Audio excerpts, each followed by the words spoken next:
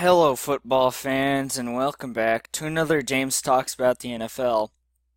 And I'm sorry if I seem very unenthused this episode. It's just that I'm dealing with a really, really bad headache right now that could be linked to a concussion via basketball, where I just was trying to go up for a rebound, and then next thing I know, I just fall on my butt hard. And, you know, just took a nap earlier, so that's one of the effects. So, sorry about that. So with that all out of the way, I'm going to be talking about Arian Foster and his retirement that he declared at like 8 o'clock Monday night.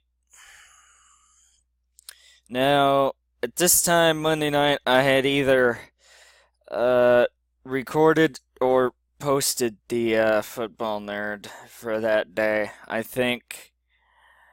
I'm pretty sure I posted it by then, but I know I recorded it by then.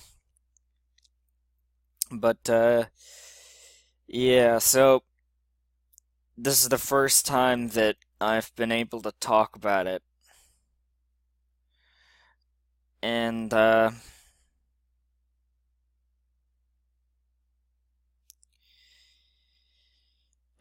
yeah, so Arian Foster just retired Monday suddenly. Uh, After Jay Ajayi for the Dolphins put up two consecutive 200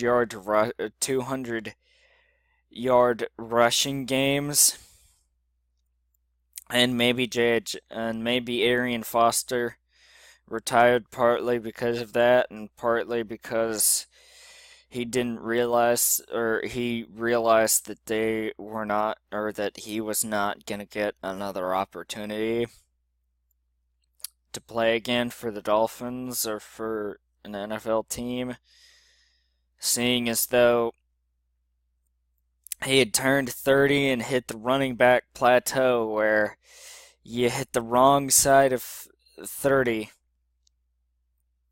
That's when running backs start to slow down. Funny enough, I covered the Tom Brady thinking maybe he could play another 5 years until he was 44. To think that comparison between a running back who slows down at 30 and a quarterback who can still play until he might be 44.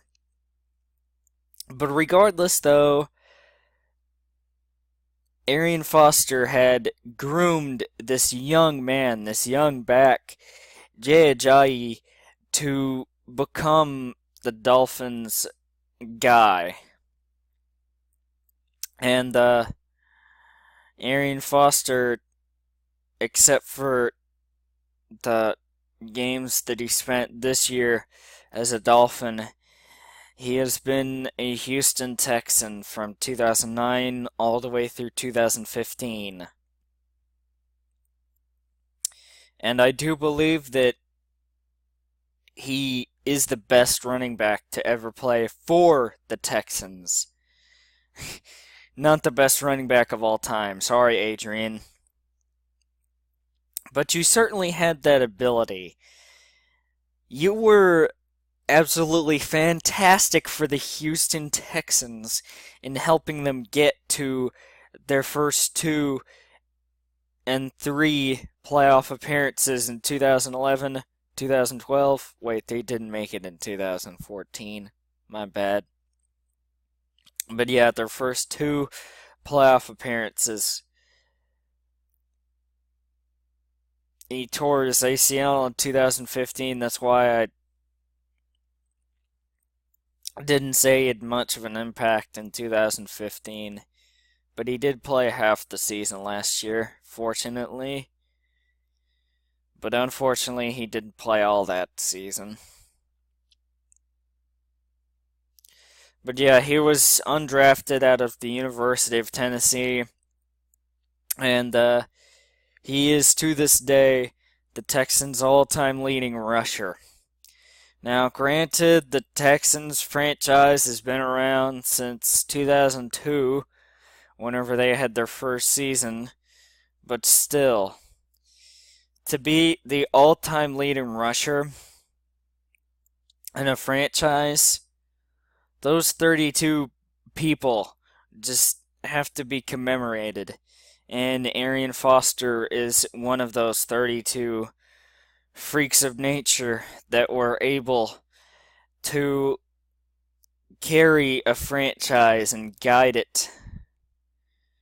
I mean, some of you will still be like, oh, well, Texans have been around since 2002. Well, the Texans played more seasons before Arian Foster than with Arian Foster, so the Texans had more opportunities and more time to get the yardage that Arian Foster got. So think about it that way, and maybe I can change your mind about some stuff.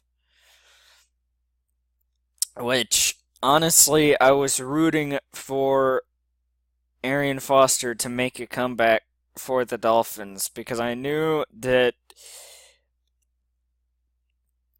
between he and Jay, it was just unclear what they had in the running game. It looks like Jay might be a legend, or at least the past couple of weeks he has been a legend, carving up defenses for over 200 yards in the past 2 weeks. But yeah, I just haven't seen a sudden retirement like this. Uh, I mean, I've seen sudden retirements in the different sense of, oh, he only played a couple of years like Chris Borland did. Uh, he retired only after 1 year for the 49ers a couple of years ago. But I mean sudden as it comes in the season and it's like a curveball. I mean, no one saw it coming. I didn't see this coming.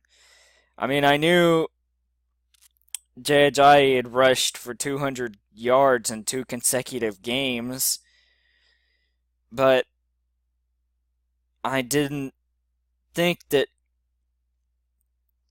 Arian would be done playing football, partly because of it. But hey, you can give Arian Foster credit for helping Jay.